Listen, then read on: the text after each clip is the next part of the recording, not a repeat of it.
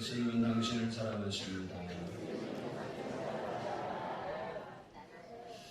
따라서 합니다. 죽일 죄가 없으신 분. 사람이 죽는 이유는 여러 가지입니다. 질병으로 죽는 경우도 있고, 전쟁으로 죽는 경우도 있고, 이런저런 사고를 통해서 죽는 경우도 있습니다. 그러나 예수님의 죽음은 질병 때문도 아니었고, 전쟁 때문도 아니었고, 어떤 사건 때문도 아니었습니다.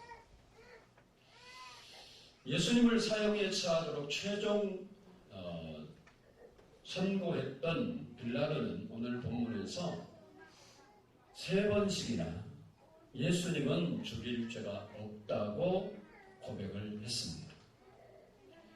오늘 본문 14절 끝을 보면 이 사람에게서 죄를 찾지 못하였다 했고, 그리고 15절을 보면 죽일 일이 없었느니라, 22절에서는 죽일 죄를 찾지 못하였다라고 이렇게 그가 자기의 소신을 밝혔습니다.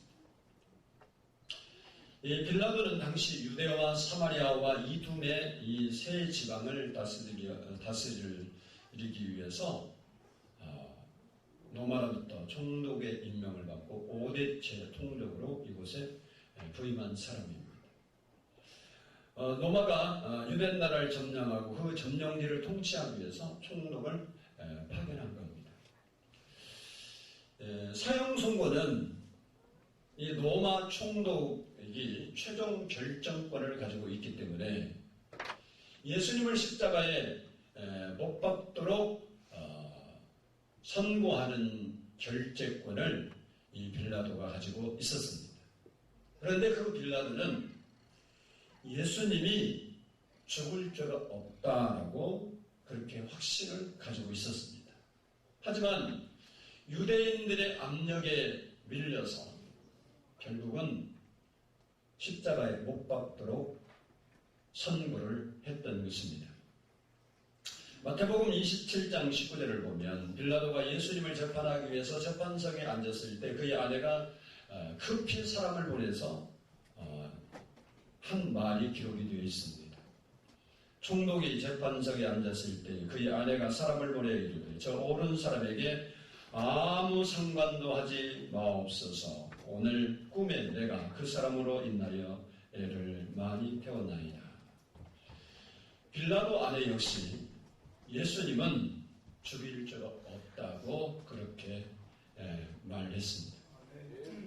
현재 터키 소피아 사원에는 빌라도의 보고서라는 문서가 보관되어 있습니다.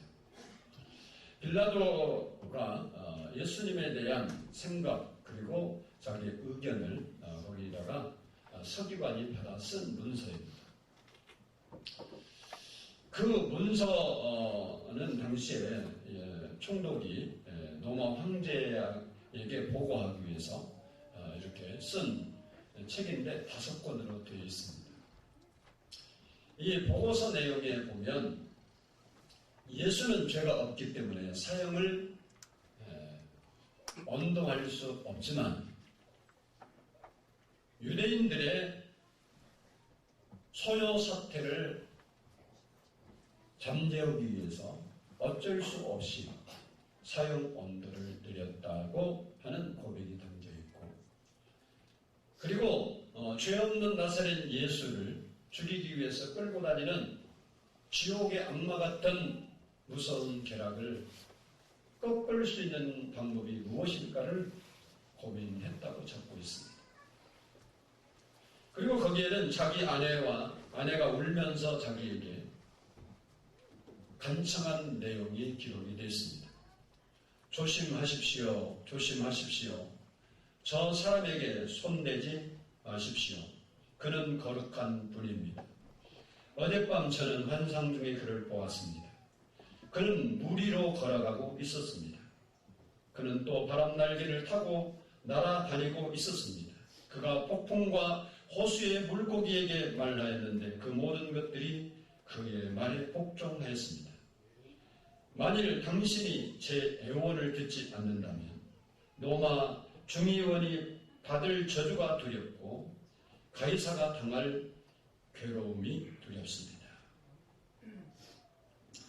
빌라도가 그렇게 자신이 신문을 나고 그리고 죄 없다는 사실을 자기가 인정하면서도 그리고 안에 이런 간청이 있음에도 불구하고 다 외면하고 예수님을 십자가에 못 박도록 판결을 내렸습니다.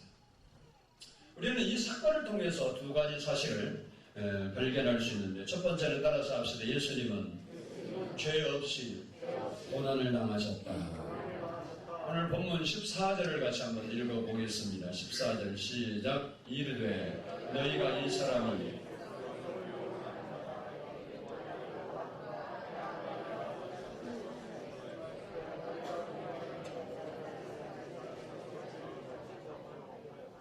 아멘.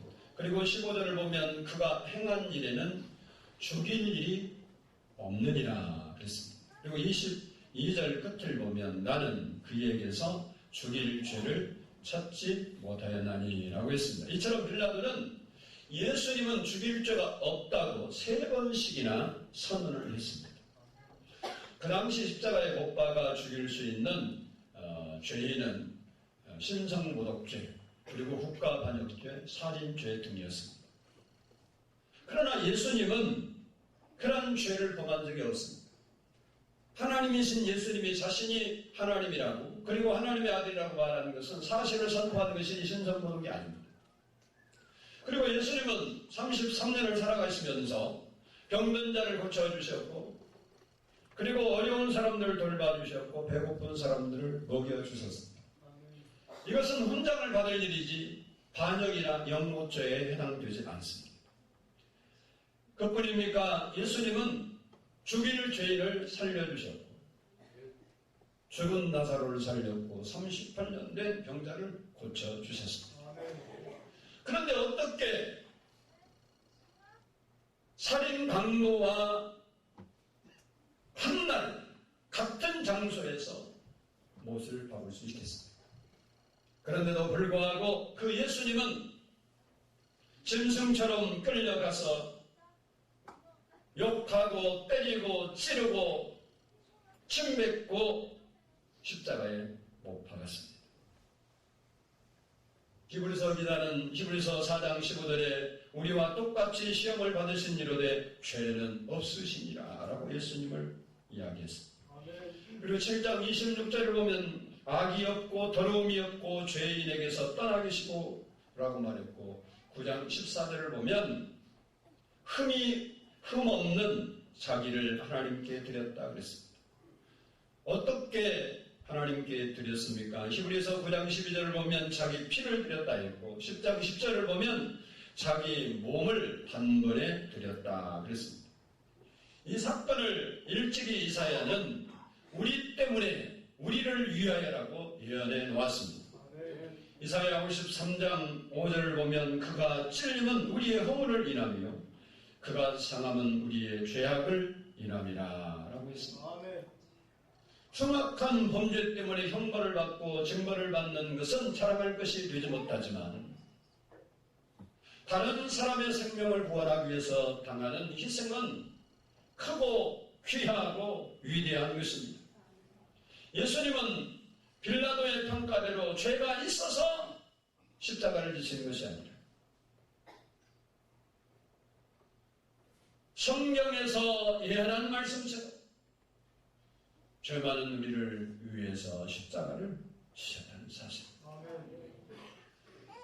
예수님의 십자가와 희생을 생각하면 떠오르는 복음성이 있습니다. 그것은 예수님 나를 위해 죽으셨네 라는 복음성입니다.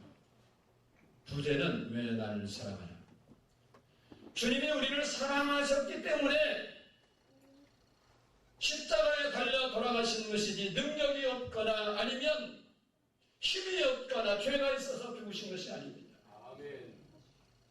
복음성가 기자는 그렇게 기록합니다. 예수님 나를 위해 죽으셨네요. 자기를 위해 죽은 것이 아닙니다. 우리를 위해 죽으셨다는 겁니다. 왜 나를 사랑하나? 겸손히 십자가 지셨네. 왜 나를 사랑하나? 손과 발 위에 지키셨네. 왜 나를 사랑하나? 고난을 당하여 구원했네. 왜 나를 사랑하나? 내 대신 고통을 당하셨네. 왜 나를 사랑하나?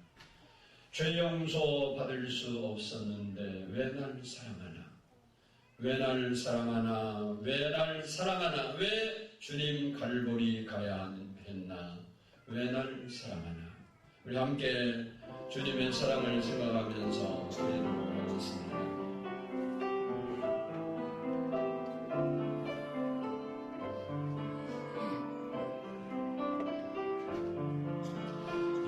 예수님 나를 위해 죽으셨네. 왜 날 사랑하나? 겸손히 십자가 지시었네. 왜 날 사랑하나?